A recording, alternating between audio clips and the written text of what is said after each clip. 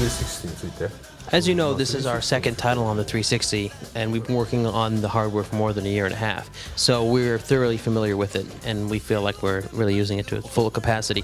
So we're basically entering the final landing stages, so to speak. At Hawaii, we were probably somewhere between 2,000 to 3,000 feet. And since then, we're seeing the landing beacons. We're down to about 500 feet now, so it's just about taking that baby in.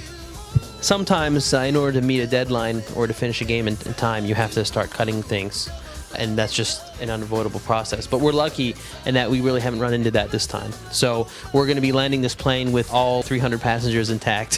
One thing that's important to note is that Microsoft seems to me to be very much like how Sega was back when they made hardware, and that they design a very logical piece of hardware and then they bring it to market with the design that was intended.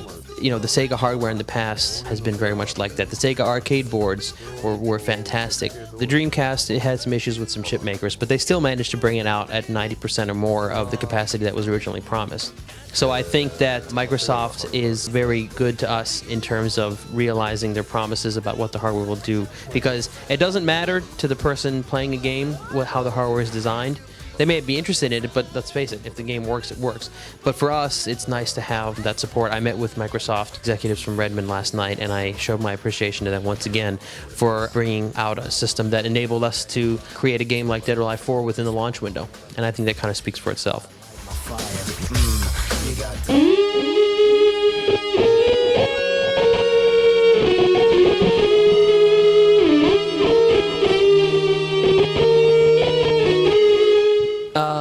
This trailer that you've seen for Ninja Gaiden Sigma is going to be shown at TGS, and we'll have a playable version of Dead or Alive Extreme 2 also on the show floor. So I think if you look at both of those and compare them, you'll see the difference. You'll be able to make that comparison. Now, obviously, Dead or Alive Extreme 2 is something that I am very deeply, personally, physically involved with, and so, I mean, the quality is going to be high. It really does depend on who's making it. But I think that Hayashi, the producer and director of Ninja Gaiden Sigma, has a great challenge in front of him, and I trust that he's going to do his best. And there's still a long ways to go. They've only been working on the hardware for a few months now, so we'll have to see how things turn out. The first thing that I want people to understand then is that I'm not going anywhere. I'm going to continue doing the same work that I've been doing, and my home base is the Xbox 360, and I've continued to make new games at the same pace, if not faster. But at the same time, I recognize that there is a young guy on our team, and he said, let me take this franchise and broaden it and, you know, bring it to more people. I think that Hayashi is going to do a good job. I mean, he's someone I've worked with for many years, and I've taught him everything he knows. The guy's only 27. I mean, he's young, but that's how old I was when I made the first Dead or Alive. So, you know, I think he's going to do some things that are unexpected. Some of those will probably turn out really well. Some of those might turn out not so well. But I'm actually looking forward to seeing what someone can do with it.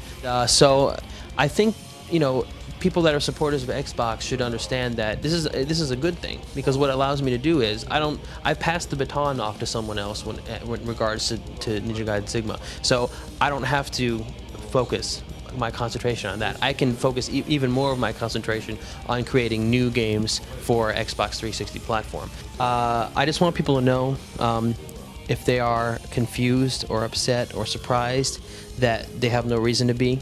I've been with Xbox from the very beginning. When Seamus Blackley came to me, and he was in charge of hardware, I was doing software. A lot of people think of me almost as like the father of the Xbox on the software side. And I just want people to know that I'm still here. I'm still working as much, if not more than ever before. And I'm never going to disappoint those who have stayed by us with Xbox platform.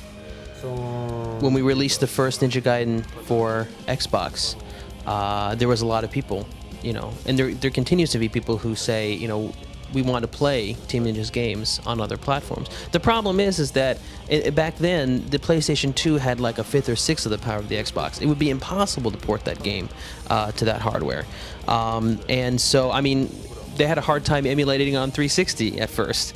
That's how much we were using the hardware to its full extent. So I think that kind of speaks for itself. But it is, important that we listen to the people who want to play the game on other platforms. Going back to the Ninja Gaiden and the original Xbox, people said, well, why don't you just reduce the quality of graphics or engines in the game and release it? You're crazy if you don't do that. And the point is, it's not an issue if I'm crazy or not. The point is that it's our philosophy, it's our policy. Quality is number one to us, and we would never do anything to undermine our reputation and standard of quality, no matter what anybody says.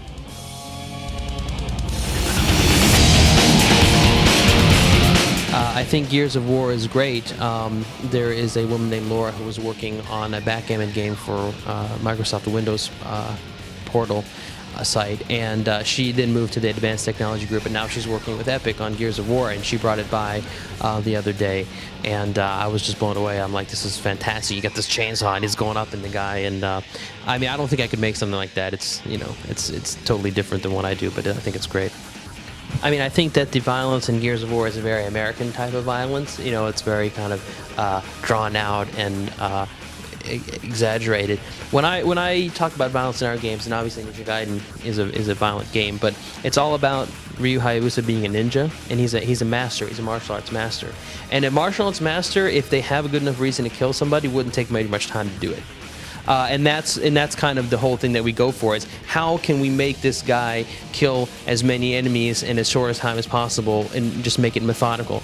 And that's why I couldn't do a game like Gears of War, because I just don't have the concept of doing violence that way. But that's what makes it great, because there's somebody out there who's making a game like that, so I don't ever have to think about or analyze it. I can just enjoy playing it, and then that's great for me. To be honest, I haven't played a whole lot of games since we started working on Dead or Alive 4 last year. But one of the ones that I thought was really nice, also because I have a young daughter at home, was the GameCube game Chibi Robo, where you played as a little robot with the power plug, and you had to plug yourself in to recharge. I thought that was a really charming and great game.